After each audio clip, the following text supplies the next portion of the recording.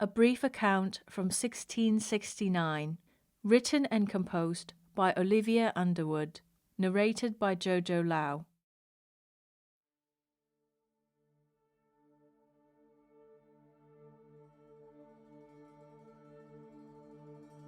Once there was a place removed from our own. Think of it as the reflective world, the one which you sometimes wish could exist, every time you look at yourself in the mirror. Two Majors had an office which stood just off Old Cheshire Cheese on Fleet Street, hidden from plain view. If you found yourself in a very dire situation, or were ignorantly unaware you were already in said situation, you may just catch a glimpse of it. I should preface and say these Majors meant well, and they only ever opened their ivory green door if they truly believed they could help you. They were not, however, the most responsible of beings. Through their respective lifetimes, the two siblings had discovered that most humans worked things out for themselves, one way or another. They had very little reason to care about mortals or their problems, which they considered trivial. And perhaps you might too, if you had a lifespan of 1,000 years. Sometimes, however, intervention was desirable, though this was only if the conjurer and the enchanter felt like doing so. Despite their capabilities, the two Majors still believed in the concept of fortune and misfortune, and ultimately found the solving of human problems to be rather more problematic than they had first assumed. At least, the elder had already discovered this. Which brings us to a young woman currently walking past Old Cheshire Cheese, the well-known public house that still remained as popular as ever despite its recent misfortunes. Miss Penelope Abbott was making her way down the road to pick up her mistress's newly tailored gown, a cold but nevertheless highly respected woman. A lady's maid for precisely a year, Penelope counted herself lucky. She still counted herself lucky, despite all that had happened so far, losing her brother, her only close blood relative, out at sea. It was a sad time for Miss Penelope Abbott, and the two siblings, who were watching from their window as usual, knew there was very little they could do about it. Still, what they could do, without breaking too many laws that governed alchemy, was grant her a little respite from what they knew was to be a challenging life ahead. "Come in from the cold, my dear, you must be freezing." Miss Abbott had been passing, thinking of her dearly departed brother, and nearly died of shock herself by how abruptly the green door, which seemed to have appeared out of nowhere, suddenly swung open, nearly hitting her in the face. "Oh dear, I'm sorry," said a young man, the younger sibling we should say, in a way which sounded really like he wasn't sorry at all. Highly excitable, the enchanter had overall a very bright countenance, which was strange for someone who dealt so much with the darker aspects of magic. "Pardon me, sir, I did not say the door," was Miss Abbott's immediate response, and she swiftly started to move away, obviously thinking the man had been speaking to someone else. "Miss Abbott!" Her feet stopped, her right foot landing in a conveniently placed puddle of water. "How do you know my name?" she found herself saying as she turned towards the man, still staring at her in such a disturbing manner. It was disturbing, his blinding smile, given how dreary the weather was. It was only then Penelope noticed the woman staring at her through the window. "We have been expecting you," was the only reply the man made before opening the green door even wider, as if to suggest she was the one who had forgotten some prearranged appointment.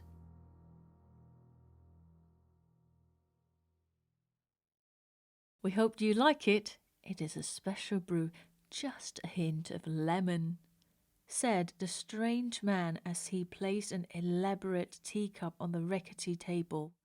"Thank you," was about all Miss Abbott could muster before she went back to looking about the room, which seemed, for all intents and purposes, nothing out of the ordinary.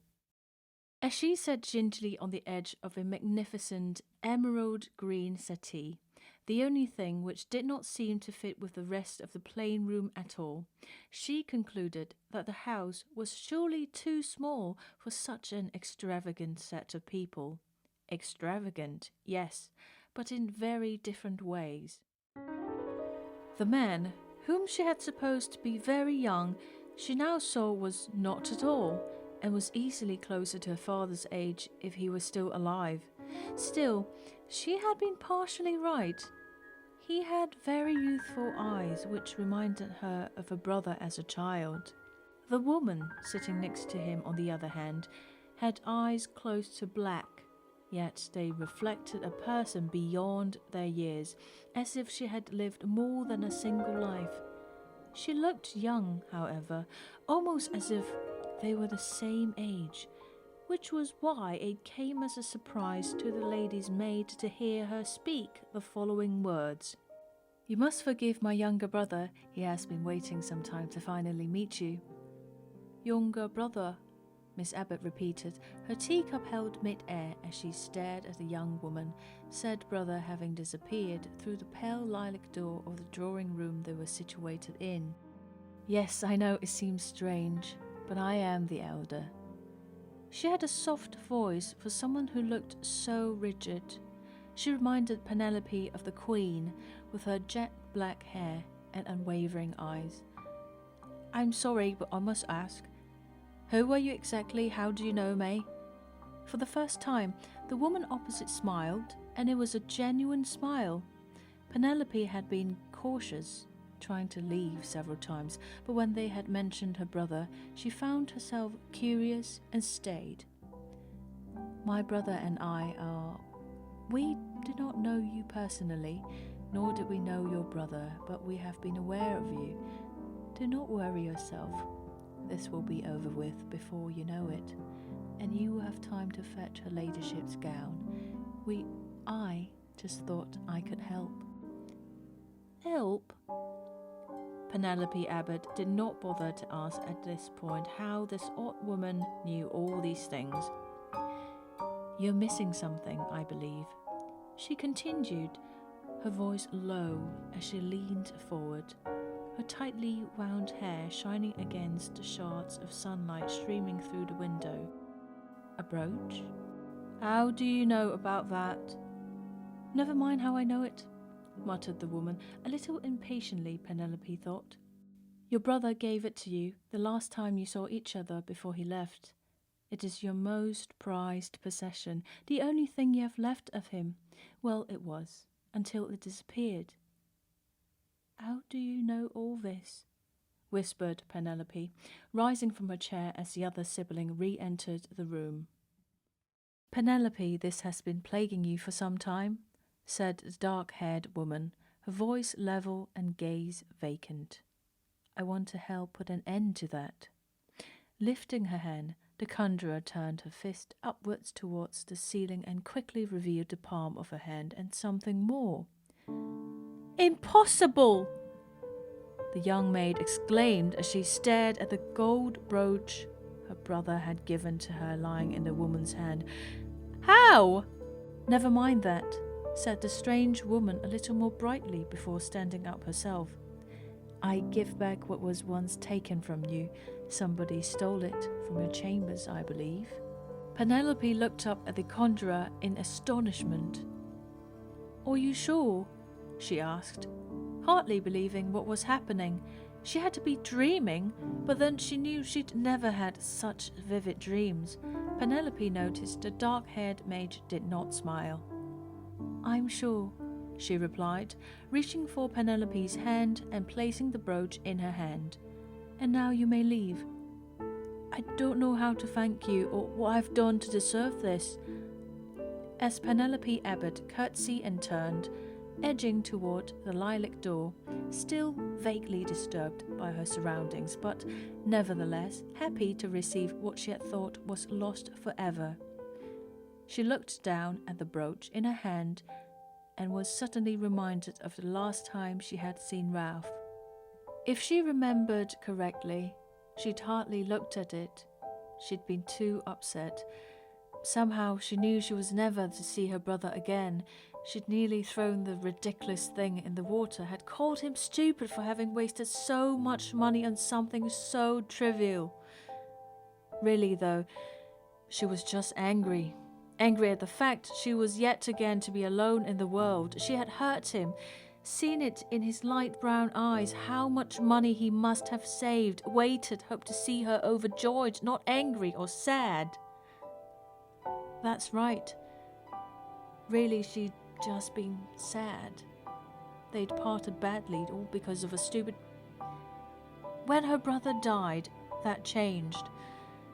It was all she had, and yet, looking at it now, she knew something was different. It wasn't the same. It didn't feel the same. Not as heavy as she remembered it being. She spoke before knowing herself. "It's not real, is it?" Penelope turned around and looked at the two siblings, who had turned once more toward the large window, as if something quite extraordinary were happening outside. "Excuse me?" The woman's voice was accusatory, but Penelope gripped hold of the brooch and spoke again. "It's not real. I know it's not. I'm not afraid of witchcraft, but this is not the brooch my brother gave me, and in any case..." She approached them and set the gold piece on the table, listened as it made a hollow sound against the wood. "It won't bring my brother back. Nothing will." Silence filled the room, and nobody moved. The enchanter, that is, the younger sibling, turned to look at Miss Abbott in astonishment, as if she had just revealed herself to be a mage as well. "You're right," said the conjurer, her voice blunt but clear, even as Penelope noticed her brother turning to dissuade her from continuing. The real brooch was sold off at first, but in fact it was destroyed shortly after in the Great Fire. It doesn't exist anymore. Penelope nodded, a small smile appearing on her face before replying. "What an event that was. Yet this place is strangely unscathed." "Is conjured," replied the elder maid swiftly as she looked toward Penelope, not quite as guarded as before. "It is not real, is it, any of it?"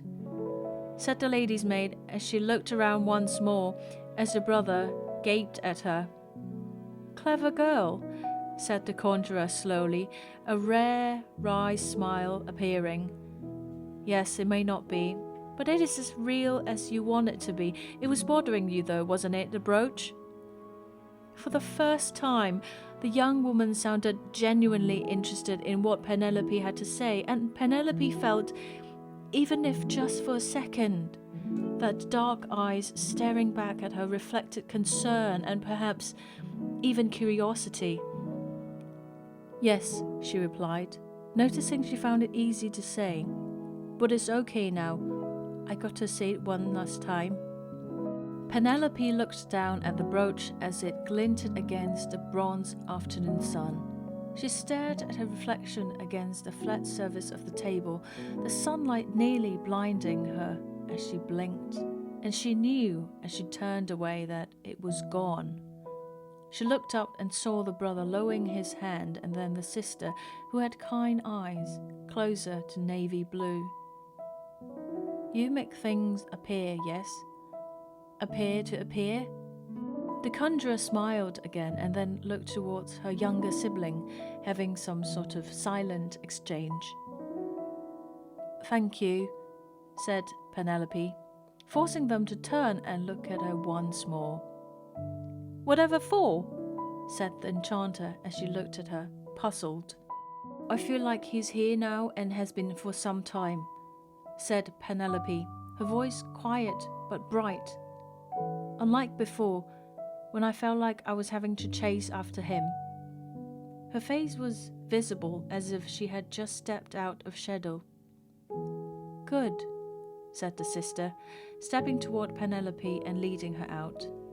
"I'm glad." As the green door shut, the two siblings turned to look at the girl as she walked down the porch and down the road opposite, not turning once to look back. Not that she would have seen anything, maybe not tomorrow or in a week's time, but perhaps in a year.